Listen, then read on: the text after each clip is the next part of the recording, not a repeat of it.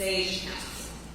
And to everyone here, good afternoon. It is good to see all of the friends, the sisters, the brothers, and everyone. And it's, of course, very good to be back in South Carolina. Thank you, everyone. And especially, I want to also thank Supervisor Green and Supervisor Grady and Supervisor Young and all of the leaders of the Women's Missionary Society of the South Episcopal District, including 75 life members.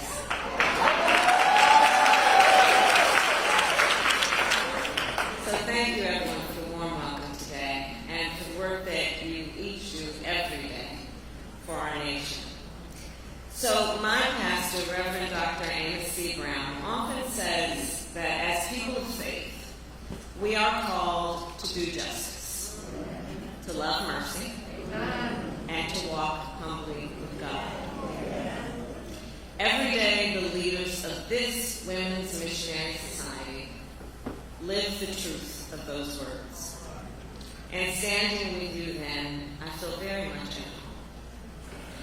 As many of you know, I was born in Oakland, California, and growing up attending 23rd Avenue Church of God. My sister Maya and I went to Sunday school, and we sang in the choir, and we gathered with friends and family in the basement of our church to eat food prepared by loving hands.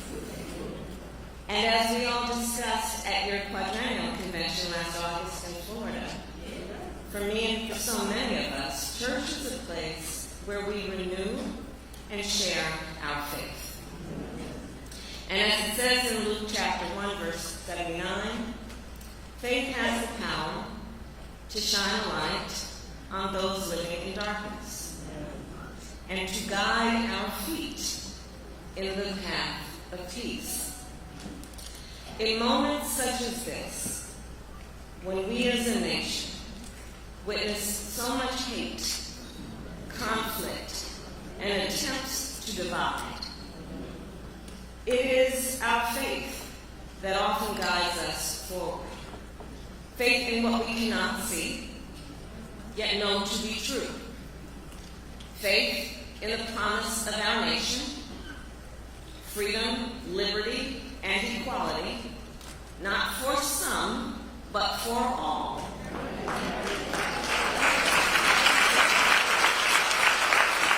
And for generations, members of this church have led the fight to make real America's promise.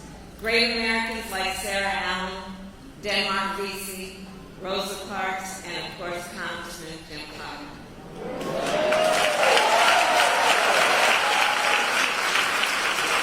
And so to the sons and daughters of Richard and Sarah Allen, as Vice President of the United States, I say this: your history is America's history. And together then, we share a vision for America's future. A future where every person has the full measure of freedom and liberty. And so together, we have been working toward building that brighter future.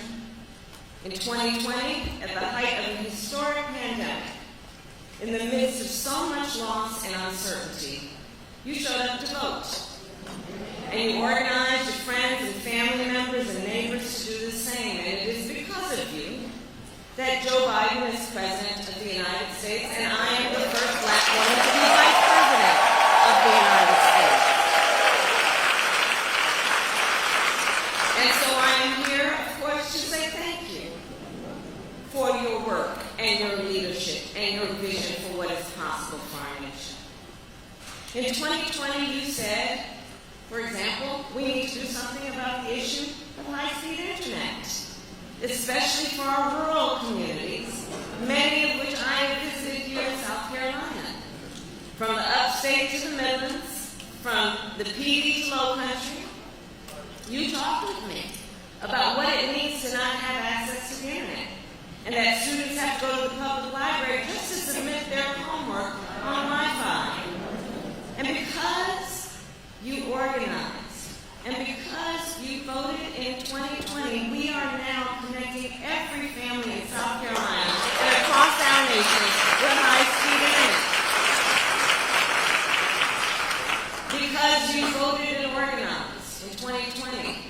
We are removing every lead pipe in our nation, which will benefit hundreds of thousands of people in South Carolina, including generations of our children.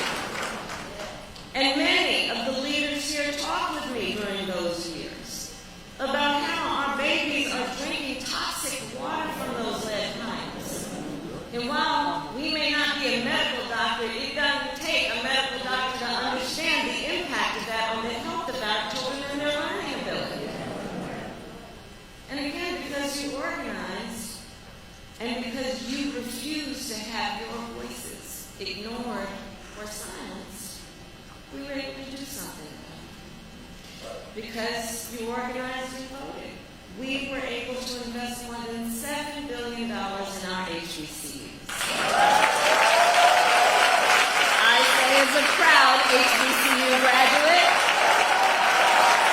and the first president or vice president has ever known a president or vice president has ever been a graduate of HBCU before now. And of course, that work was to the benefit of so many of our young, beautiful leaders, including the thousands of students at Allen University, South Carolina State. That's right. Which, like all of our HBCUs, are centers of academic excellence. Because you voted and organized in 2020 as vice president, I then was able to confront the issue of Black maternal mortality and bring that issue, which has long, for generations, plagued our community, and to bring it to the stage of the White House. I was then able to challenge the states to expand Medicaid coverage for postpartum care from 2 months to 12 months. And now, instead of when I started only 3 states, as a result of my call, I am pleased to report 42 states now offering a full year of postpartum coverage, including the women here in South Carolina. Because you voted and organized in 2020, President Biden and I have appointed more Black women judges than any administration in history, including the first Black woman to ever sit on the highest court in our land. Her name is Justice Ketanji Brown Jackson.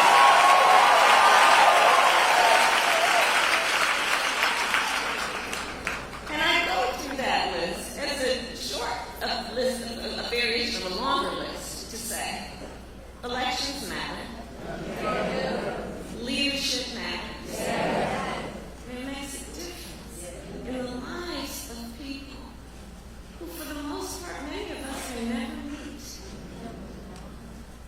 who, for the most part, may never know our names, but because of your leadership, their lives are forever impacted. Because of your faith in the promise of America, we together can move our country forward. But understand, while we fight for progress, there are those who are trying to pull us backward. In this moment, we are witnessing a full-on attack on hard-fought, hard-won freedoms and rights. Just consider, in states across our nation, extremists attack the freedom to vote. They have the gall to pass laws to ban drop boxes, to limit early voting, to make it illegal, to offer food and water to people who stand in line for hours simply to exercise their civic duty and right. To the elders, I say, whatever happened to love thy neighbor? The hypocrisy abounds. In states across our nation,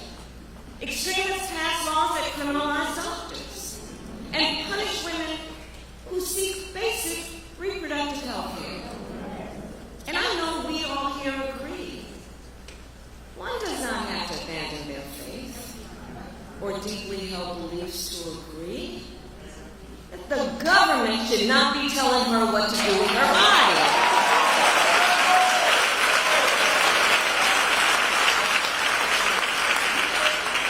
In this moment, we see extremists ban books and attempt to erase, overlook, and even rewrite the dark parts of America's history. For example, the Civil War, which most I really have to say was about slavery.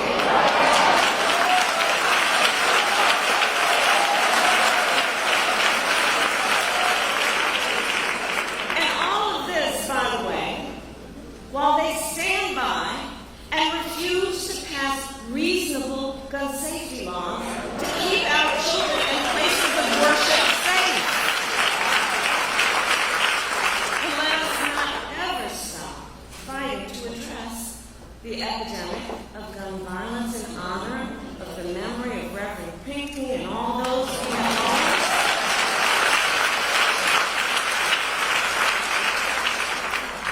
So I would offer this. In order to see visually what is at stake in this moment, let's pull up a split screen.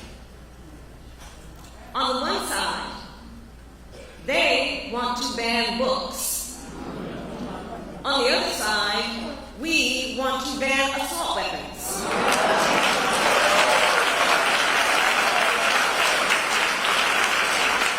They think government should tell a woman what to do with her body. We trust women to know what is in their own best interest. And women trust us to protect their fundamental freedoms. We fight to protect the sacred freedom to vote, while they try to silence the voice of the people. And as Bishop said, just remember where we all were. I ask you to remember where you were 3 years ago today. January 6th, 2021. When a mob violently attacked the United States Capitol. They used brutal force and fear to try and overturn the results of a free and fair election. They tried to overrule the votes of millions of Americans. On that day, we saw violence, chaos, and lawlessness. But some so-called leaders still tried to mislead and gaslight by claiming it was a peaceful protest. Can you imagine? Like we were watching? These extremist leaders say that the group was led by, quote, great patriots. Let's pay attention. Is that how you define who loves our country? On January 6th, we were reminded that even though, yes, we have come a mighty long way, we still have far to go. And we still have work to do. And I believe that there is a duality to the nature of democracy, to its nature. On the one hand, when a democracy is intact, it is extremely strong in terms of what it does and the strength that it gives its people in the protection and preservation of individual rights, freedoms, and liberty. Incredibly strong. And it is, on the other hand, extremely fragile. It is only as strong as our willingness to fight for it. So, to the sons and daughters of Richard and Sarah Allen, in this moment, our nation once again needs your leadership. As you have done for generations, to defend our most sacred ideals, to continue to organize, energize, and make your voices heard. And at this moment in history, I say, let us not throw up our hands, but it's time to roll up our sleeves. Because we were born for a time such as this. And we love our country. We believe in the principles upon which we were founded, and guided by our faith, we are prepared to fight for all that we know is right and hold dear. And I know that when we fight, we win.